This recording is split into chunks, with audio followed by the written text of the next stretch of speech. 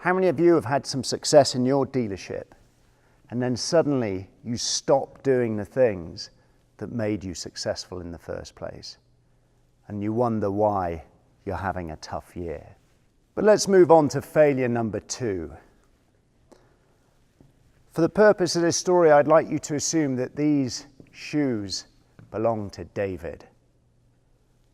David was my finance director, but I'd like to tell you a little bit about how he came to work for me.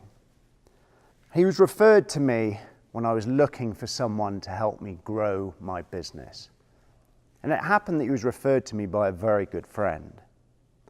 And I remember when I met him, he came in for his interview. He had a very impressive resume. He certainly looked the part. He had a pinstripe suit.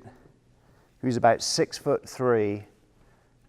And then I even found out we went to the same school. I thought, wow, what could possibly go wrong? And the interview went really, really well. In fact, I remember thinking I'd be lucky if I could get this guy to join my company. An hour later, and I'd already decided I was going to offer him the job on the spot. About a month went by until I started getting feedback from staff and customers that David was just a little bit arrogant. And so I did what I should have done about a month earlier and took out some references. And I remember phoning a guy called Bob, who he used to work for. And I said, Bob, I'm calling because David told me that his job was made redundant and that's why he was available. There was a long silence and then Bob said, Richard, do you mind if we take this conversation off the record? Have you ever had a moment where you know you're about to get some honest feedback?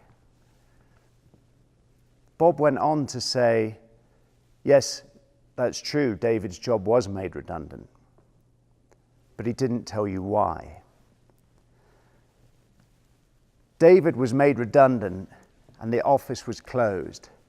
But we closed that office because it was the easiest way we could get rid of David. He went on to tell me that he was not only arrogant, but he was lazy and entitled. And worst of all, a bit of a bully. So with this newfound information, I did exactly what you'd expect.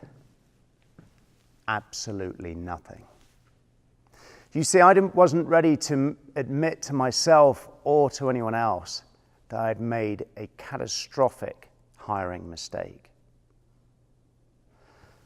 In fact, another 6 months went by until I couldn't bear it any longer, and I finally ended up firing David and paying him 6 months severance that he was entitled to as a director of the company. It was a huge lesson and one I never forgot. But it was also the catalyst for me to start developing my 7-step hiring process, which I'm going to share with you this afternoon for you to implement in your dealerships.